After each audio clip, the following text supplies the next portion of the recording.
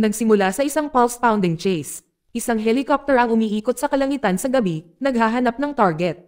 Sa ibaba, nakita ng pulisya ang isang lalaking nagngangalang Ray na nakatayo sa gilid ng isang matayog na skyscraper. Nakiusap sa kanya ang isang opisyal na sumuko, iginiit na tapos na ang lahat, ngunit tumanggi si Ray. Sinabi niya na ang mga bagay ay hindi kailanman dapat na maging ganito.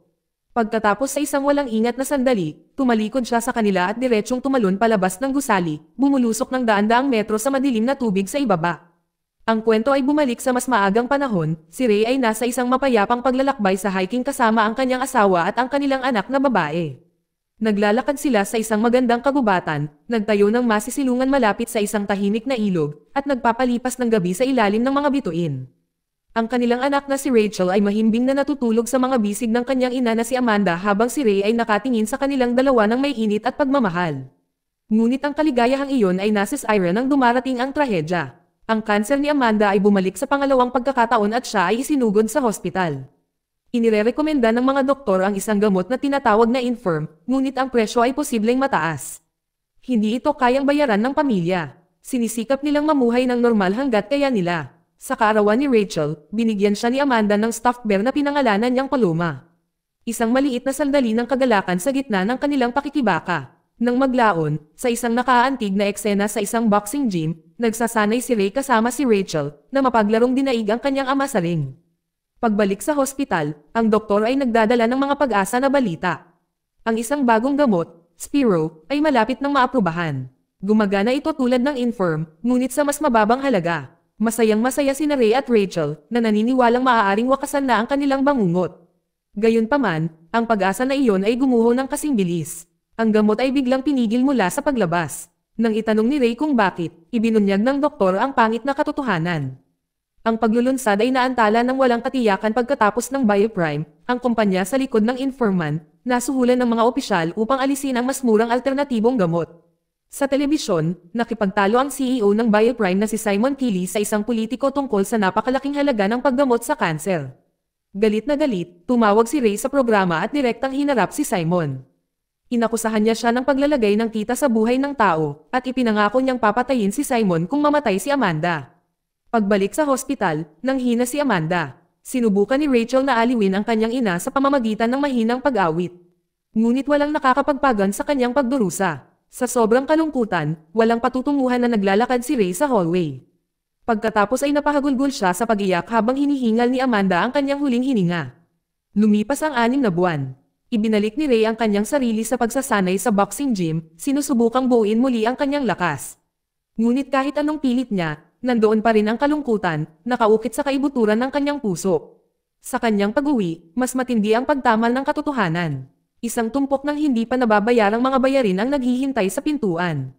Sinubukan ni Rachel na aliwin siya, na sinasabi sa kanyang ama na huwag mag-alala, ngunit ang bigat sa kanyang mga balikat ay imposibleng baliwalain. Sa gitna ng kanilang tahimik na pag-uusap, nakatanggap si Ray ng tawag sa telepono mula kay Martin Bennett, isang mamamahayag mula sa isang outlet na tinatawag na Peace. Sinasabi ni Martin na siya ay nag-iimbestiga sa Bioprime at ilang makapangyarihang korporasyon na nakatali sa isang napakalaking pamamaraan ng katiwalian. Naniniwala siya na ang pagkamatay ni Amanda ay konektado dito at maaaring maging mahalagang bahagi ng kanyang ulat. Hinimok niya si Ray na makipagkita sa kanya sa loob ng 20 minuto. Sinabihan ni Ray si Rachel na manatili sa bahay, pagkatapos ay nagmamadaling pumunta sa subway. Sa istasyon, tinawag siya ni Martin mula sa loob ng isang tren. Pumasok si Ray, hindi na malaya na si Rachel ay lihim na sumunod at sumakay sa parehong tren. Bumaba silang lahat sa susunod na hintuan, kung saan sa wakas ay isiniwalat ni Martin ang katotohanan. Inilantad niya ang bakas ng mga suhol at offshore account na pagmamayari ni Simon Keeley. Sa patotoo ni Ray bilang isang saksi, naniniwala siyang maaari nilang ipadala si Simon at ang iba pang mga kasabwat sa bilangguan para sa kabutihan. Nagdadalawang isip si Ray at humingi ng oras para makapag-isip. Samantala, nakikinig si Rachel mula sa malayo, nababad sa bawat salita. Biglang lumitaw ang isang misteryosong lalaki at tinutukan ng kutsilyo si Martin, na ikinamatay niya kaagad. Binalingan ng attacker si Ray, binugbog siya ng marahas habang sumisigaw si Rachel sa takot. Nilabanan ni Ray ang lahat ng mayroon siya, na nagdulot ng malakas na suntok na nagpapadala sa mamamatay tao na bumagsak sa bintana ng tren. Ngunit ang asasin ay umakyat pabalik at ipinagpatuloy ang pag-atake. Sinubukan ni Rachel na tumulong para lang mapaalis sa pinto nang huminto ang tren. Dumudugo at halos hindi na nakatayo, si Ray ay nagsagawa ng isa pang strike at nakalaya, sinusubukang maabot si Rachel. Ngunit bago siya makatakas, ang killer ay nagtulak ng isang talam sa tagiliran ni Ray at inihagis din siya sa bintana. Sina Ray at Rachel ay nagtama ang mga mata mula sa sahig ng istasyon. Pagkatapos ay pareho silang nawalan ng malay. Lumipas ang 2 taon. Hindi na si Rachel ang nanginginig na tao sa subway platform na iyon. Siya ay mabangis, walang humpay, at nilalamon ng galit. Sa boxing ring, nakakatakot siyang lumaban at muntik nang masakal ang kalaban na sumuko na. Malinaw na nawalan siya ng kontrol. Samantala, ipinakilala ng kwento si Diana Morgan, isang politiko sa pagkalkula na nakikipagtulungan kay Simon Keeley at chairman ng Biocrimes na si Venod Shaw, na gumagawa ng bagong batas ng 2 partido para sa kanilang sariling mga interes. Nagising si Rachel sa kanyang silid at kinausap si Ray tungkol kay Amanda. Naglalakad si Ray sa isang sulok kung saan ang mga dingding ay natatakpan ng mga larawan, dokumento, at nakapin na ebidensya. Nakalak ang kanyang focus sa isang paparating na UNICEF auction kung saan nakatakdang lumabas si Simon Keeley bilang keynote speaker. Nang gabing iyon, ang ballroom ay puno ng mga makapangyarihang tao, mayayamang donor, at mga elit sa politika. Sa gitna ng karamihan, si Ray ay pumasok sa isang pasukan sa likod na nakabalat kayo bilang isang miyembro ng catering staff. Nakayuko siya, kumikilos ng may layunin habang si Simon Keeley ay umakyat sa entablado upang ihatid ang kanyang pangunahing tono. Habang ang atensyon ng lahat ay nasa spotlight, si Ray ay tahimik na naglalagay ng isang out-of-order sign sa pinto ng banyo ng mga lalaki na inilagay ang kanyang plano. Sa sandaling matapos ni Simon ang kanyang pananalita, gumawa si Ray ng kanyang hakbang. Nabunggo niya si Simon, sinabuyan siya ng inumin, at ginamit ang distraction para makawala. Inis at nahihiya, si Simon ay sumugod sa banyo kasama ang kanyang mga bodyguard. Ngunit sa sandaling pumasok sila, ang bitag ay sumibol. Ang katulong sa banyo ay malupit na inaatake at pinatay gamit ang isang pamatay ng apoy. Sumabog si Ray at walang pag-aalinlangang hamampes, nagtusok ng kutsilyo sa leeg ni Simon. Sa malamig na kailan-awan, ipinaalala niya kay Simon ang banta na ginawa niya noong araw na namatay si Amanda, na humihingi ng mga sagot tungkol sa pagpatay kay Martin Bennett. Desperado, sinubukan ni Simon na iwasan ang mga tanong, ngunit kalaunan ay pumutok sa ilalim ng presyon. Inihayag niya ang isang pangalan, Venod Shaw. Bago makakuha ng higit pa si Ray, isa sa mga bodyguard ni Simon ang sumugod at isang marahas na pakikibaka ang sumiklab. Sinisisi silang dalawa ni Ray sa pagkamatay ni Amanda at pinilit si Simon na tinutukan ng baril ang sarili niyang bantay. Matapos ang isang galit na pakikipaglaban para sa kontrol ng armas, sa wakas ay nadaig ni Ray si Simon at tinapos ang kanyang buhay sa pamamagitan ng pag-suffocate sa kanya ng isang plastic bag. Umuwi si Ray sa isang galit ng adrenaline at kalungkutan. Inutusan niya si Rachel na mag-impake kaagad. Sinabi niya sa kanya na walang babalikan. Pinatay niya si Simon at ngayon ang mga tao sa likod ng lahat ng ito ay darating para sa kanila.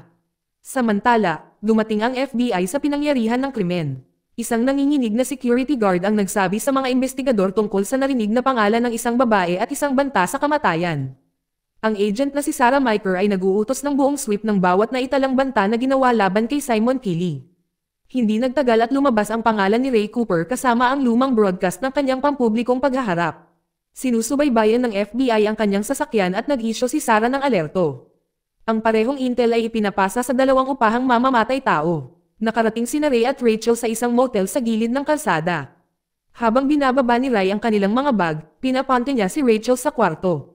Ngunit si Rachel ay lihim na tumawag sa ahente na si Sarah mula sa isang pampublikong telepono, iginiit na ang kanyang ama ay hindi isang mamamatay tao.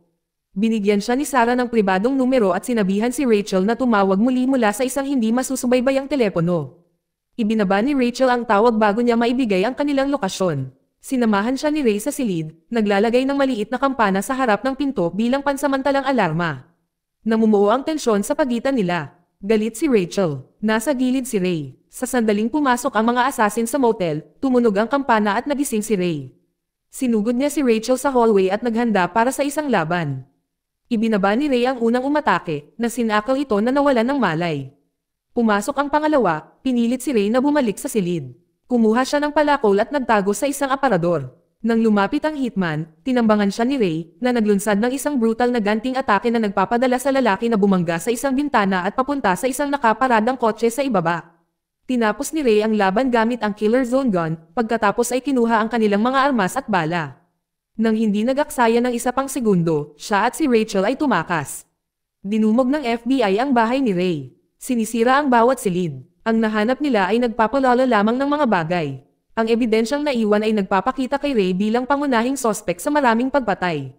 Nakatanggap si Agent Sarah Mika ng balita tungkol sa pag-atake sa motel at sa makitid na pagtakas ni Ray. Alam niya ngayon na tumatakbo siya at mabilis na lumalala ang sitwasyon. Samantala, si Rachel ay nananatili kay Ray, galit pa rin, nalilito pa rin, ngunit wala nang ibang mapupuntahan. Sa hindi kalayuan, ipinagpatuloy ng upahang mamamatay tao ang kanyang misyon. Siya ay pumatay ng isang lokal na may-ari ng garahe ng walang pag-aalinlangan, nagnakaw ng isang shotgun, at nagmamaneho sa isang bagong sasakyan na iniwan ang isa pang katawan sa kanyang landas. Nararamdaman ni Ray ang panganib na papasok. Umalis siya sa pangunahing highway at hinanap ang mga teleponong kinuha mula sa mga hitmen. Sa mga log ng tawag, isang pangalan ang patuloy na lumalabas, Vinod Shaw. Si Ray ay naghuhukay ng mas malalim at natuklasan na si Shaw ay bumili kamakailan ng isang ari-arian sa labas ng Pittsburgh. Naghahanda para sa isang paghaharap, pinutol ni Ray ang isang malaking puno malapit sa isang tulay upang harangan ang isang ruta ng pagtakas ng lagusan. Nagsasanay siya gamit ang isang rifle sa kakahuyan, ngunit mabilis itong naging malinaw. Si Ray ay hindi isang batikang pumatay.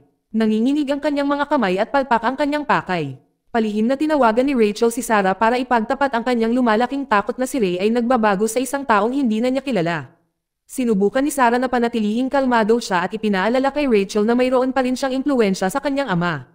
Iginiit ni Rachel na gusto niyang tulungan siya, hindi pigilan. Pagkatapos ng mainitang pabalik-balik, at ubiling pumayag si Ray na manatili sa tabi niya si Rachel.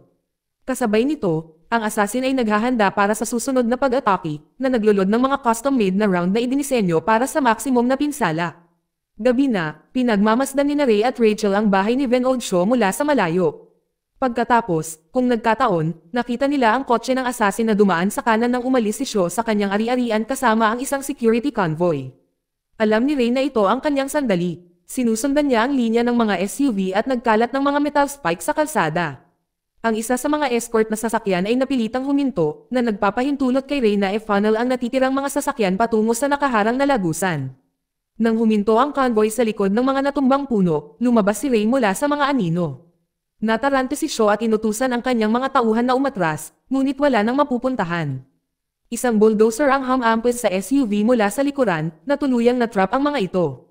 Habang na-stop ang sasakyan ni Shaw, ang assassin ay humampis mula sa ibang anggulo, na nagpaputok ng baril sa convoy. Natakot si Shaw mula sa eksena. Sinunog ng mamamatay tao ang nawasak na SUV, pinaliliwanagan ng apoy ang lagusan. Naabutan ni Ray si Shaw at hiniling na malaman kung sino ang tunay na utak. Ngunit sa halip na aminin, si Shaw ay tumawa, tumangging magbunyag ng anuman.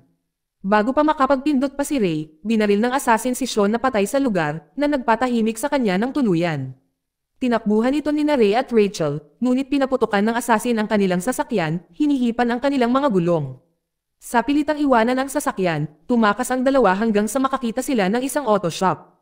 Pumasok sila at nagnakaw ng tow truck. Bumalik sa kalsada, nakita nila ang kotse ng assassin sa labas ng isang maliit na kafe sa tabi ng kalsada.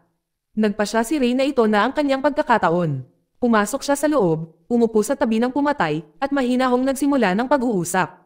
Mula sa mahinahong boses ng pumatay, sa wakas ay lumalabas ang katotohanan. Ang tunay na utak sa likod ng lahat ay si Diana Morgan, ang makapangyarihang politiko na kumukuha ng mga string mula sa mga anino. Inutusan niya ang bawat tama, pinatahimik ang bawat saksi, at inalis ang bawat karibal. Bago umalis, sumandal ang assassin at ibinulong ang address ng tahanan ni Rachel, na nagpapadala ng malinaw na mensahe. Siya ang susunod niyang target. Kinaumagahan, si Rachel ay puno ng pagkabalisa. Paulit-ulit na umaalingaw sa kanyang isipan ang pananakot. Kasabay nito, ang agent na si Sarah ay nakatanggap ng ulat tungkol sa isang ninakaw na tow truck at nagutos sa mga traffic camera sa buong lungsod upang simulan ang pag-scan. Nang gabing iyon, sa wakas ay nakakuha sila ng signal.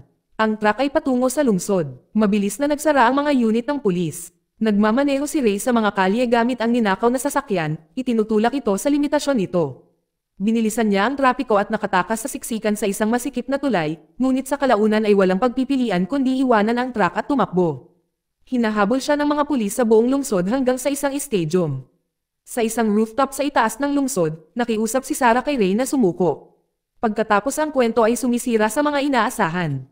Isang nakagigimbal na katotohanan ang nabunyag, 2 years nang patay si Ray. Hindi siya nakaligtas sa pag-atake sa subway.